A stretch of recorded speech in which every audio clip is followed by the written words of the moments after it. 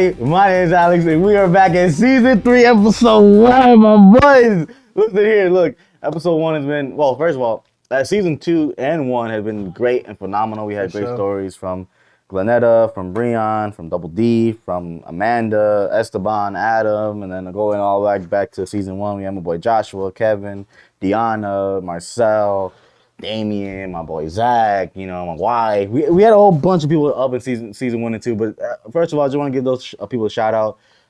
Season 3 wouldn't have been possible without you guys. So the fact that we're continuing on, the fact that we're here, season 3 is still going strong. It's been amazing. Now we got some more content going on this week, but today I got a special guest in the building. His name is Ace Spade, my boy. What up, my boy? What's the word, man? What's the word? How you doing? Spade. We don't need this mic.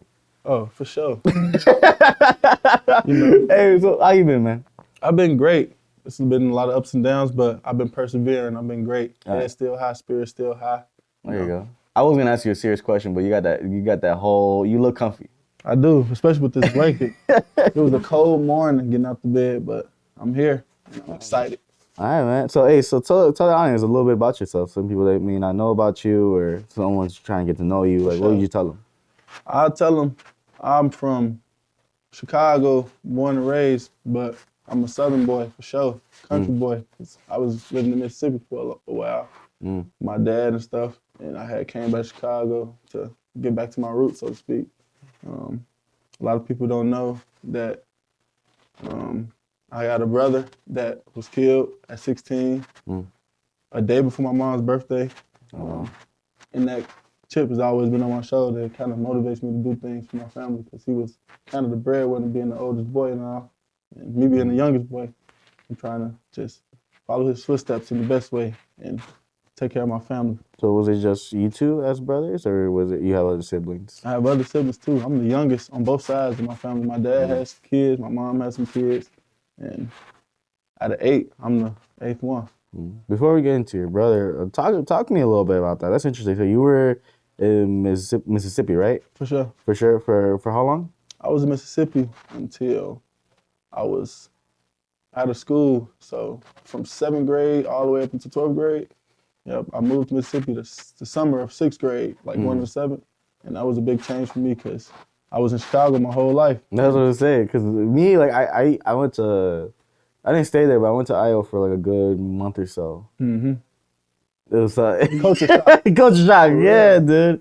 Like there's birds, like real birds out there, like none of the pigeons, you know what I mean? Like, and then it's just quiet over there. Bro, tell me about it. We used to live in the country too in Mississippi, and we had a lot of farmland. We had a lot of animals and stuff, and I knew I was in the place that I was supposed to be because I would see stars like clear as day in the nighttime, and I don't see that in the city, probably because all the pollution and stuff like that. But being closer to nature in Mississippi really was something very much needed for my life and the trajectory it was going, especially as an adult. I still got the insight. And when did you learn, like, so, because compare that, like, how was it, like, growing up in Chicago and then going to Mississippi for that long? Like, what was the change that, personally for you? Because I know for me, it was more environment. Like, I loved being in Iowa because it was like, environment was cool, people were cool, like they were just nice. Like they told me good morning every day I woke up. Like it was just crazy to me. Like and then there was some farm animals as well. But that's good you said it like that because being in Chicago, a lot of people are mean, so you know what they expect. But going to Mississippi, I had to kind of have my guard up because that's what I was used to, people being mean and aggressive. But and when going to Mississippi, people really showed me Southern hospitality and kind of belonging. So when I went down there, I had this chip on my shoulder. I was like real closed off, distant. And once I found my group, my crowd, I was expressive, but only to them. So people wouldn't see like the real me. Only my close ones would. But being down there, people are kind of like jaded with their approach. So people may smile with you, kick it with you, but I learned like not to trust everybody down there, to be honest. And it still kind of messes with me today when I'm trying to like have a genuine relationship with somebody, regardless if it's like romantical or mutual. But still, being in Chicago just taught me to look out for like that second, I guess, fear or like the unknown or something. But it kept my guard up in Mississippi, and people down there, it's like they'll befriend you, but still kind of only befriend you to gain something. Well, sorry with this. That's your time. No, just kidding. No, seriously, because I feel like, you telling me all that, I feel like you are scared to open up, or are you just like scared that you might get hurt? Scared I might get hurt, probably, because it sucks building something and then someone taking it from you, like right under your feet when you were starting it up to share it with them. So it's like that feeling, I hate it. Like, so I just probably close off to myself or just work with people that I know. And Can't take it from me. And is it the time, or is it like because I feel like with most people, it's more like some people it's like, oh, I hate them because of the time I spend with them, like, giving them all this time and all that, wasting my time. And then another part of it, just like, oh, I don't like it because the building blocks we built up, like the trust and everything. I mean, a lot of things go into it, right? But was it more timing? Was it more trust? What was the things that you just, it was hard for you? Probably the timing, but it was a lot of self reflection that I had to do, like in that time period, so I won't make the mistakes. So I won't make the mistakes in the future. Like now, I got a more clear vision than back then. Whenever I'm trying to start up something, it's more so now.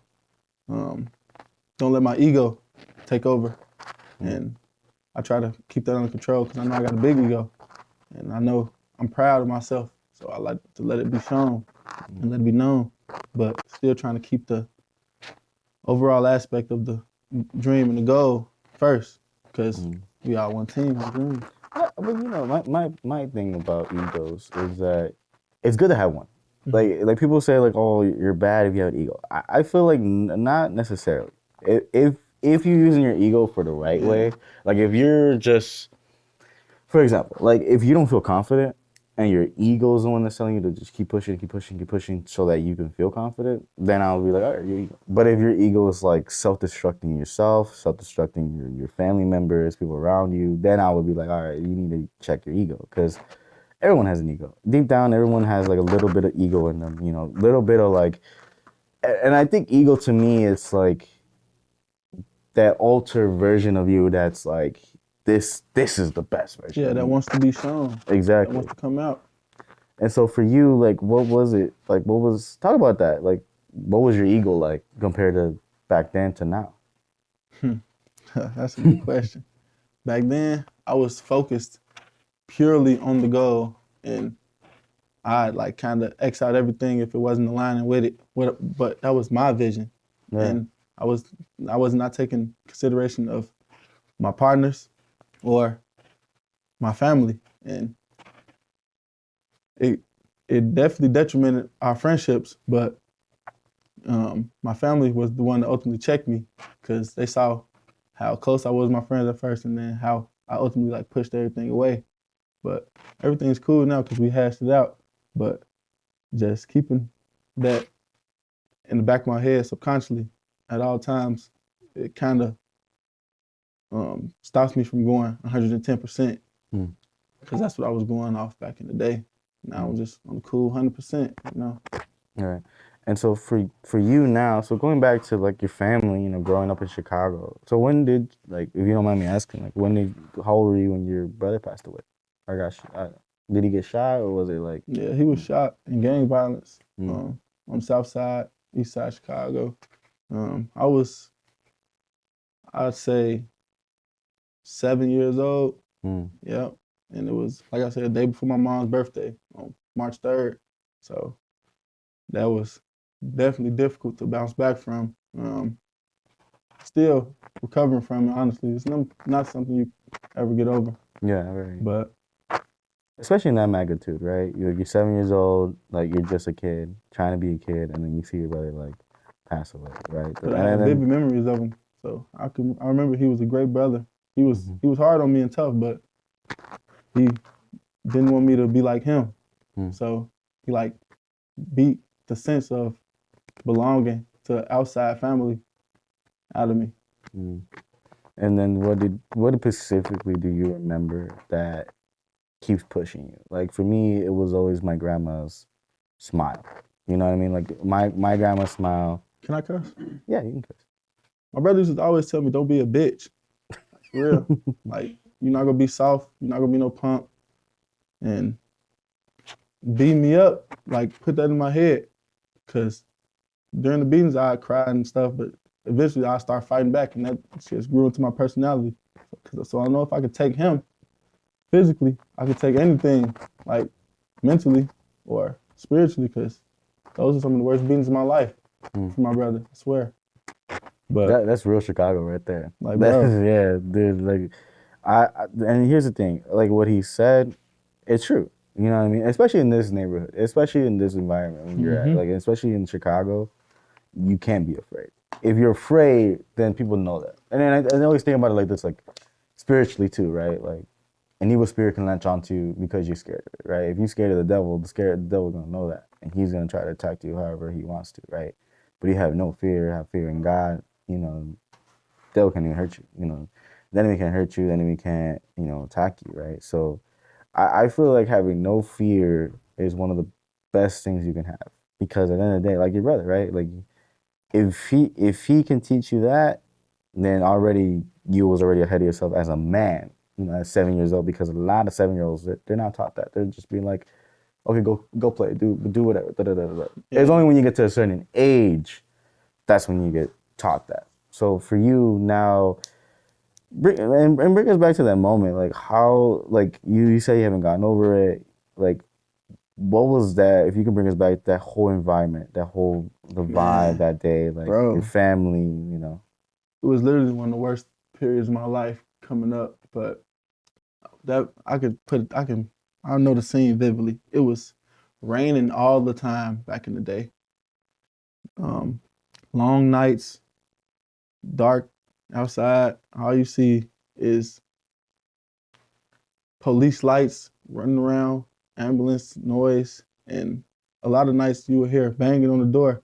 It'll probably be the police or my brother coming in, out of breath, exhausted, coming from doing who knows what.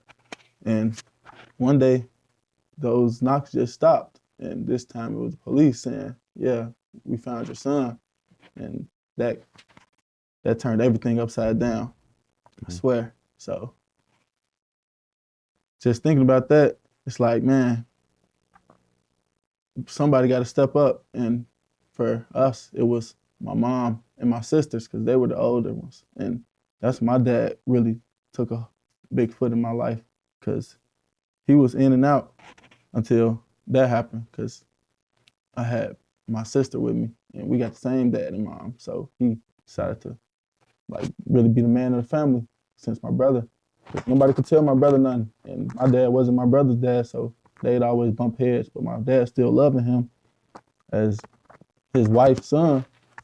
Just, he looked past all that, because my dad would try to take us to church and just keep us on the right track, because he know how much we look up to our brother and our sisters and stuff. So we try to steer away from that type of stuff and stay in church and stay with family. But once that happened, everything fell down. Everybody spiraled out of control, even the adults. And that took a toll on not just me, but my crowd, my cousins, sisters, brothers, all us. So now we outside doing Lord knows what. And after that, we moved from the south side to the west side. And things got better because we were living with my dad, me and my sister, and everybody was in a stable environment, since it was so hellish on the south side. Right. And that's when I started to blossom for real as a young teenager. I started getting into sports for real.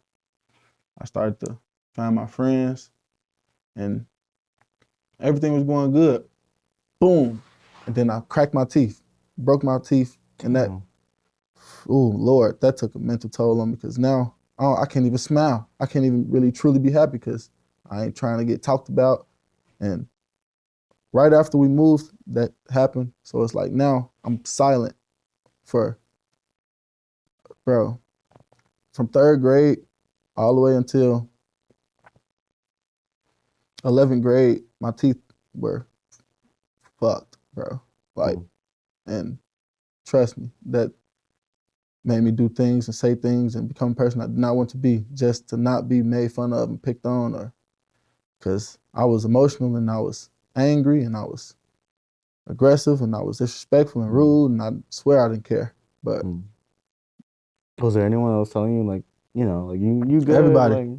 Everybody was telling me that I was good. You should smile. But I'm like, no, look at me. Like, I felt like a monster for real. I swear. Hideous.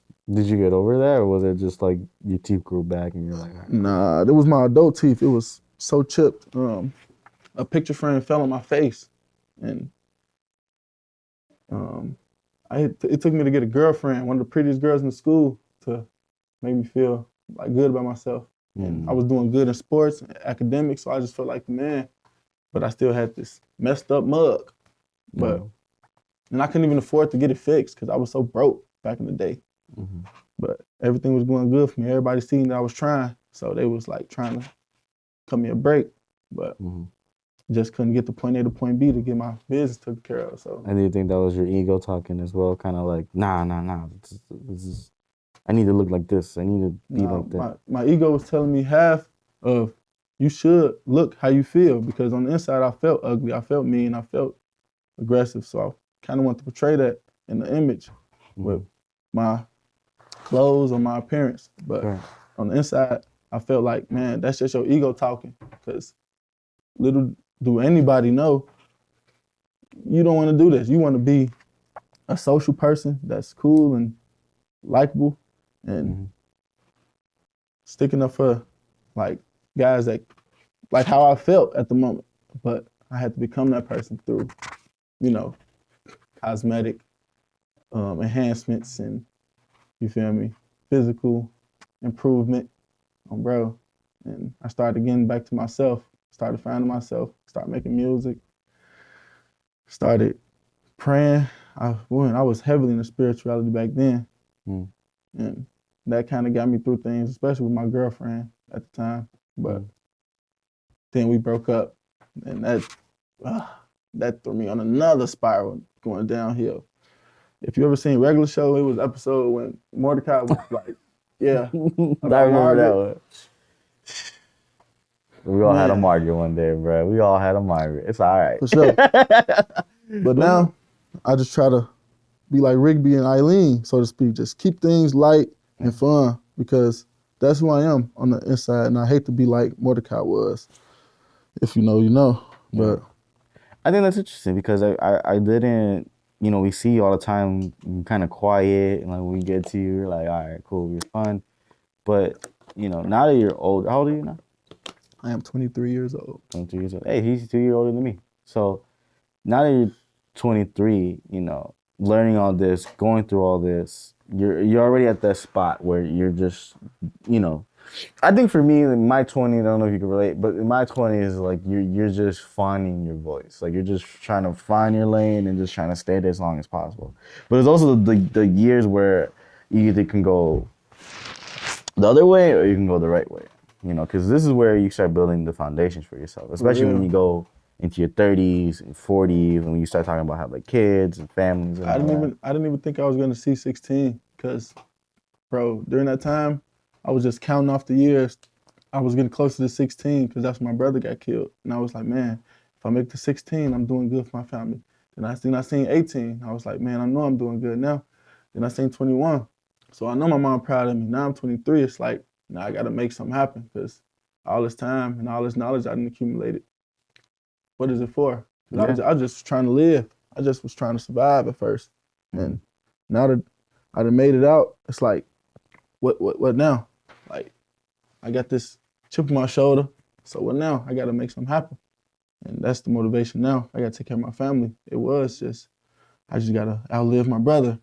I just got to make it to the next day. I just got to get some money. I just got to make sure I don't go over there or something. Yeah. Because as a 7-year-old, when you see that, I mean, God, you're kind of like, what do I do? You know, like, how do I process it? Especially did you have like anybody like there for you at the moment, like who really like pulled you Not together? really, truly. My father was my biggest supporter, but even then, we have a lot of disagreements because he thought that I was becoming a man too fast. And now that I'm seeing it, now that I'm looking back, I definitely was. I was like feeling myself too much, smelling myself too much. Like I had a big head walking through the house, and it was his house. So it's like, man, just because I got a girlfriend or whatever, just because I'm with my guys, get some money, whatever I thought I was cool. But nah, I thought my 16-year-old, like my teenage years, was setting me up for this. But no, it's still a part of my 20s, honestly, because the growth and mindset didn't really change as drastically because I didn't walk across the stage. You know, being a man, it's like there's no like serenation or something like that. You know what I mean? Like, but you a man, 18, get a job or something. But nah, I've been had a job since I was 15, 16. So I've been making money and I've been messing with girls. So it's like, what can you really tell me? My business taken care of for the time being. Then once I graduated, it's like, damn, I see how this shit can get if I don't make something happen. Because now my dad and mom looking at me like, what he finna do? Ain't no more school, ain't no more football, ain't no more basketball. Like, I know you got a job, but so it's like, damn, I gotta get away. That's what put a mindset in my head. Like, I just can never stay one place too long. Like, I always gotta keep on running.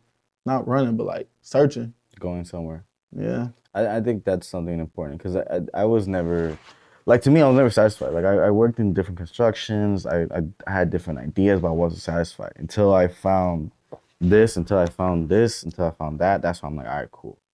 Now as it start, it's like a game for me. It's like I put the pieces where it needs to be, and if it doesn't seem right to me, then I'm like, all right, I gotta knock this off, I gotta knock that off, I gotta cut this person out. I had to cut this person out in order to play the game right. You know, because I look at life like this: you either play to win or play to get beat. Play to win or play to get beat. Either you try to win or you try to get beat, because you can either win by choosing your own path, by getting over your same mistakes, by getting over repeated mistakes, like the loop that's in your head, all that. If you manage to overcome that, you're winning the game, because the game of life is either they beat you or you beat them. It's like a game of chess, right? Every move you make, it is the most crucial decision, because you don't know if you might get taken over by life with that decision, or you might get over life if you made that decision. The fact that you were like, you know what? I saw my brother get killed. I don't want to be like that. I don't want to be in this place. I made it to 16. I'm already a man here. Because like, again, to me, I felt like a man when I was 10. But again, only because I worked with my dad, I was getting a little bit of money, and it was just that. I felt like a man when I was 15, 16, because again, I had my own mindset, I had my own goals, I had my own admirations.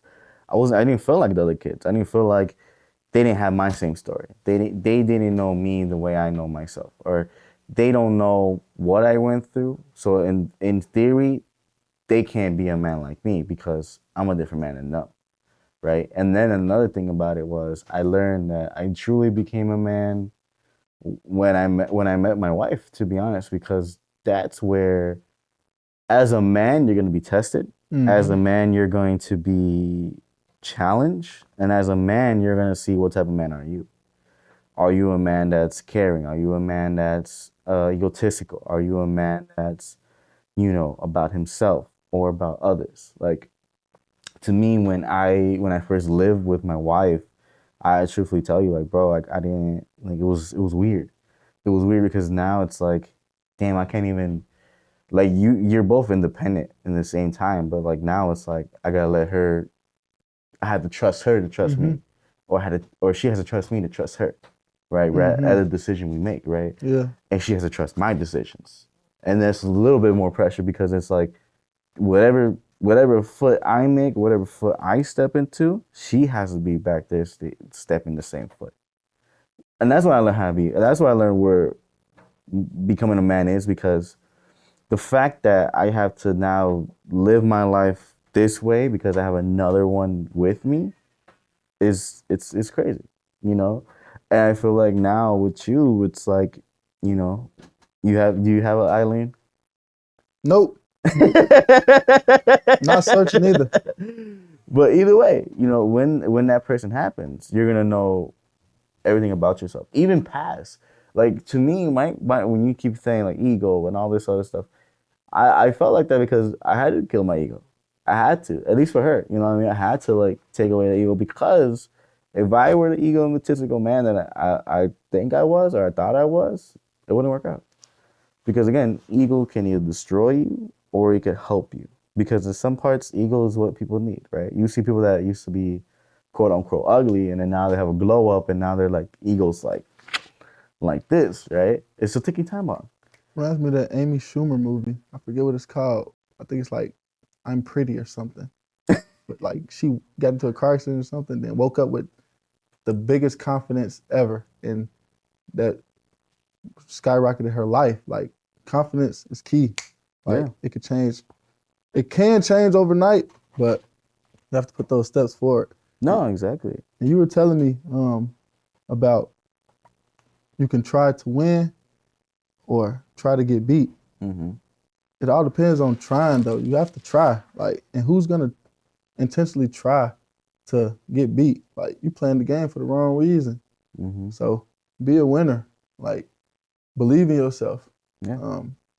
Trust in yourself and learn to forgive yourself for real. To whoever watching this. Yeah. And last question before we go to cut a break, but how long did it take you to kind of forgive yourself? You know, or even if you're still going through that, right? What are like either if you are going through that, my question would be like, how are you forgiving yourself now? And if you're already forgiving yourself, you know, forgiving that, you know, and forgiving doesn't go like, oh, what I did bad. Forgiveness could Right. be like, all right, I forgive my brother for this. I forgive my family for that. I forgive the people in Mississippi for this. That's forgiveness. I don't think people really talk about that. Like That's a good forgiveness is not just forgiving yourself because of the Right. bad things you did. It was forgiveness to allow yourself to be a certain way because of the incidents that happened. Facts. Cause my brother, I love him to death. He's now the oldest brother, like since my brother passed. Man, I love him to death, but he probably took that death the hardest because it was just him and my brother at first and my sister. So it was just 3 kids. But when my brother died, it's like now he's the oldest, and that made him become like Squidward in a way. Like, and me being SpongeBob compared to him, sometimes even Patrick. And I'm still his little brother, so I'm just trying to like make him smile, like still to this day. But I've learned to forgive him for neglecting me as a little brother because of the death that we both shared. And I was always like resentful to him because my dad has a brother that's the same way. And I know my uncle. I can see how my dad feel the same way about his brother that I do mine. Because compared to them, we like the life of the party. Everybody like being around us. But we want our brother to be around us because we love him so much. Like, and we both younger, so we kind of feel like it's our responsibility to protect him since he in his shell. But he's still the big brother, so we still expecting him to protect. But that's just not the life that we have and not the card that we've been dealt. So I try to, I learned him better now as an adult that you are this way because of the things that happen to us, and you choose to be this way because it's safe. It makes you feel safe. And the reason I do the things I do is to run away from the feeling that he feels because I hate feeling like that. And because that's just not me. That maybe was him at the core, but from what I remember, he was laughing with us, joking with us, pranking with us, and being social with us. But after that, it made him turn more hermit, so to speak. And I'd always try to pull him out of his shell. But like I say, I forgive him and the rest of my siblings and the rest of my family for the ways that they made me become or the ways that I made them become from all the trauma that we've been through. And I learned to forgive myself by seeing that I still want to be the person that I started off as, and not be tainted by the chaos of the world. I think the good analogy with that is that you know what, I mean, you gotta look at it this way. You know, even if it's a broken family, or even if you were raised in a broken family, remember that y'all was in the same ship, right? The same ship. Y'all gonna eventually drown together, or y'all can swim up together. But remember that you guys are just a broken. Like I used to look at it that way. Like my family, I couldn't blame them. I forgave them because at the end of the game, we were all in the same ship. Rather we knew we were gonna drown or not, rather we try to save each other or not, it was eventually gonna sink, right? Because there was too much drama, too much, family curses, too many of like things that my family couldn't even save themselves, right? It was either alcohol or it was either, anger or anything like that. That's the broken ship. But what you could do is get yourself a safety boat, protect yourself because you're gonna build another boat for them. You're gonna put them on this new boat. A lot of the pressure being the youngest or the oldest is that you see what your family going through, and so what you want to do now is build them a new ship, build them a new, stage of life. Be like, hey, this is our old ship. This is where we sailed. This is where we had our fights. It swam. It sank. We got older. We got our own ships. Come on, let's make a new one. Let's build a new foundation. Let's build a new thing. And that's what you're gonna do with your kids. That's what I'm gonna do with my kids. Because at the end of the day, my family wasn't perfect, but again, they made me who I am, right? And I can never take that away from them because if they didn't do that, I always tell this. Are you appreciative? Oh yeah, I'm appreciative. Even at the bad times, even in the suckiest times, even when I was abused, even when I was hit, even all that, because at the end of the day, if I didn't go through that, right, I couldn't become what I wanted to be when I was a kid. Mm-hmm. We're all the version that ourselves when we were kids wanted to be. I always tell myself that the man I am right now is the kid that is the man that my Definitely, I kid am version too. needed.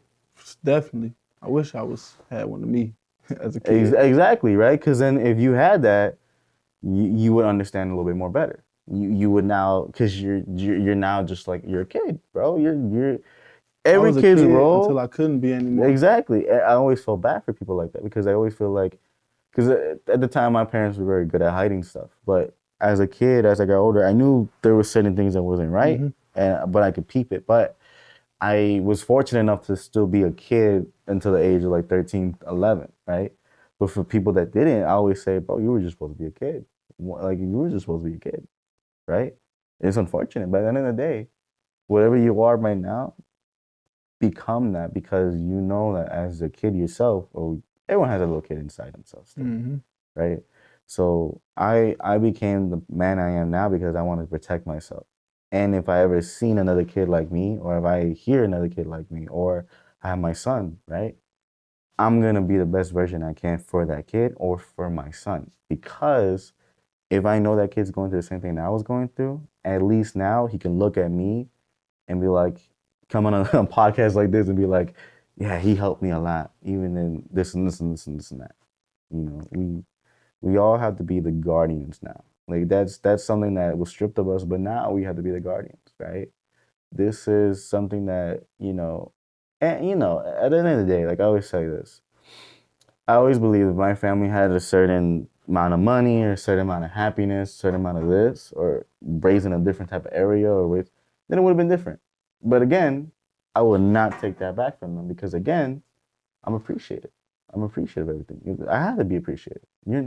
You can never live life if you're not appreciative of the bad, the good, the ugly. You live life like a sucker because you're always gonna think about the bad times. There's so many people that are bitter and miserable because they always be like, oh, this is the bad times. I can't go through this. And you stay miserable.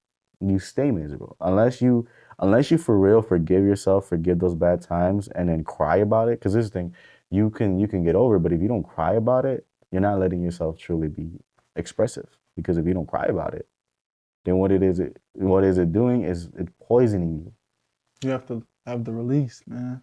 And release, exactly. Well, all right, guys, we'll be back for break. We'll come back in about the next 30 minutes to finish up the show. But if you guys are still here, if you guys are watching, or you guys been up to this point, I just want to say, just forgive others, forgive yourself, forgive your whatever trauma you're going through, whatever trauma you went through, forgive it. Be appreciative of it, because at the end of the day, you wouldn't be the person you are right now. And if you're still going through that, find ways to escape. Rather that's music, rather that's going outside for a walk, or rather that's finding a friend, or talking to yourself. A lot of times I had to talk to myself to get over things.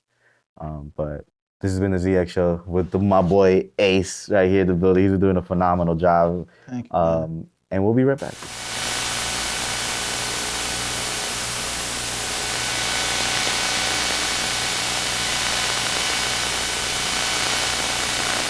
What up, everybody? We are back from 4 fucking days. We actually started the episode pretty soon, but then we never got to finish it. But now we're back, and we're back with a lot of stuff. But we're still back with my boy Ace. What's up, my boy? How you been? I've been great. Great. I've been so excited to continue the episode and continue talking about what we were talking about. And happy Halloween to those who watching this. So happy Halloween to you guys, but I don't celebrate Halloween. I'm sorry. Happy fall though. Happy fall. But I hope you fall in your costume. So I want to say thank you, Ace, for one, showing up that day, and two, just sharing a little bit about yourself. We had a lot of topics. Your brother, your growing up, relationships, all that. But when I wanted to come back to was something that, like, even afterwards, after we kind of finished off that first half, I went home thinking, how many people are like going through a lot yet so quiet about it. And the fact that you were so vocal, I think I had to give you your flowers, and seeing how courageous you are to talk about your story and talk about, deaths in the family, your own struggles mentally. How have you been ever since we did that first half? I've been okay. Doing a lot of self-reflecting, and I should tell you this, that I was watching a video on YouTube from Trap Lord Ross. Y'all heard of him. He be talking about Chicago and all type of gang culture and stuff. And I was watching the video, and they mentioned my brother that I was talking about earlier, because he was like a part of the whole war in Chicago type shit before the drill scene popped off. So like, they mentioned him, and they brought up the whole case, and they quoted my sister, and they showed the whole newspaper clipping and everything in the video. I'm like, damn, people don't even know. Like, people don't even know how close it gets to home. Yeah. And just seeing that, it kind of made me feel like uneasy. I turned that shit off right quick, but I had to come back and watch it, because to know where you're going in life, you gotta like know where you came from, and that was a big part of my life. So reflecting on it gave me a better direction on how to move in, this new Chicago that's being changed and evolving. And bro, it really just. How was it? Backtrack. So, brother passed away. Now years later, you're seeing it back up on YouTube, being spoken about in this light. How did he make you feel angry at all? Or was it just kind of like you couldn't bear watch it because of what happened? I couldn't bear watching it because I felt kind of like it made me feel like exposed, like kind of like violated in a way, because like that's a touchy topic, and who is this guy to talk about something that he didn't actually live through? So it made me feel like, damn, I guess this life that I'm living is gonna be broadcast on a wider stage eventually. And with my brother being the one to like start it off, kind of made me feel like not famous, but kind of infamous. Like, but it ain't my story. But it's like, damn, this is the story of a lot of people in Chicago that I know, and I just don't know what to do. But I think it's just a reminder of what the city is for itself. The city all of it, you know, the violence, the gang violence, the culture in this gang violence, everything like that for me has always been very like touchy to top on, especially because I didn't grow up around that, you know, those areas. We always heard about it, you know. Yeah. Like for me, it was always like I knew there were certain areas of Chicago I just can't see, you know. My mother was always like, oh, you can't go over there, this and that. When I got older, I started realizing why, and I started realizing the culture which Chicago has that people don't really talk about, you know what I mean? And when it's brought up, it's always like negative. You know, they speak about the guy that died or the guy that did the killing, but it never was like, oh, was him. This was his family. Yeah. This was his livelihood. Of course, you saw the pictures and all that, how he looked and what he did, but this was his family that he took care of. This was his kids. This is where he grew up, the neighborhood, everything, the good things, you know. So for that person, you know, and what would you say about your brother that people don't know?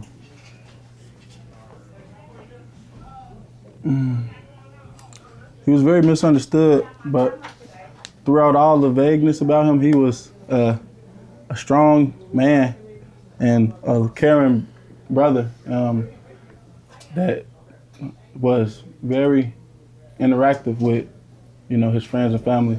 He was selfless, and to the point where he sacrificed himself for the greater good. And sorry, but that was like ultimately his demise.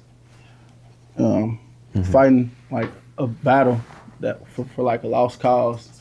So I just like really tell people that may see this to choose your battles wisely and use people as examples of like what to be and what not to be. Mm-hmm. And what's your example of what not to be? My example of what not to be was a violent person ultimately. Because once the violence is like unchecked, it kind of consumes you. And once you're too far gone, it's like you got your mind made up. So seeing those mistakes that he would do when it came to probably interacting with family or dealing with his friends, I'd always made sure I did the complete opposite. So. Mm-hmm. And so from there, right, one thing I wanted to ask you from the last time we were here, and I completely forgot, was seeing Chicago how it is now, right? And eventually when you have kids, you know, are you raising them in the city? Are you taking them out of the city? Or? I had a plan to do what my dad did for us, and that's raise them in the city and move to another state or a countryside place of living, just out the way. But the city is definitely necessary for them to see that everything glitter isn't gold, and if it's not rough, it's not real. So you got to know where you came from to, you know, make it somewhere. And if you start off great, you're ultimately gonna like decrease in some way to get to where you're supposed to be. Mm-hmm. And in my case, it was like the opposite way. So I wanted my kids to go through somewhat similar traditions that me and my brothers and sisters went through, my father. So just having the best of both worlds is my goal for my children in the future. Well, I know for sure you will carry on that legacy for your brother and to carry on the legacy of your family, you know, the legacy that you brought into the world and everything like that. Thank you, by the way, Ace, by coming on the show. I know this is long overdue, by the way. This is like way overdue. 4 days. 4 days. But thank you so much for coming on the show and shut up, Joshua. Thank you for coming on the show and just finishing up this part of the show. We talked a little bit and everything. Guys, I hate my crew. I'm just gonna say that. Shout out to the crew, man. Shout out to the crew. I hate my crew.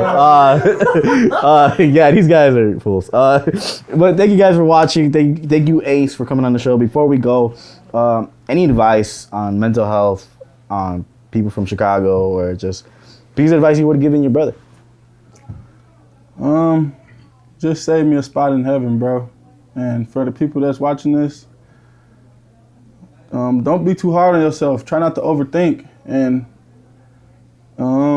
just take it easy, man. This is a tough place we're living in, and just try to find things that make you happy. And if you get something good in life, hold on to it. Because once it's gone, and you always will try to get that feeling again. But once it's gone, it's gone. So try to hold on to things that love you and things that you love. All right, and that being, God damn. With that being said, guys, thank you guys for watching season 3, episode 1 with my boy Ace, and then we have a prelude that's coming out too as well. It should be out right now with my boys out there getting me canceled. But thank you guys. Shout out the crew. Shout out Ace. Thank you Ace so much for coming on the show. Thank you, brother, for so many things, everything like that. But you guys been watching season 3. I'll check you out next time. See you later.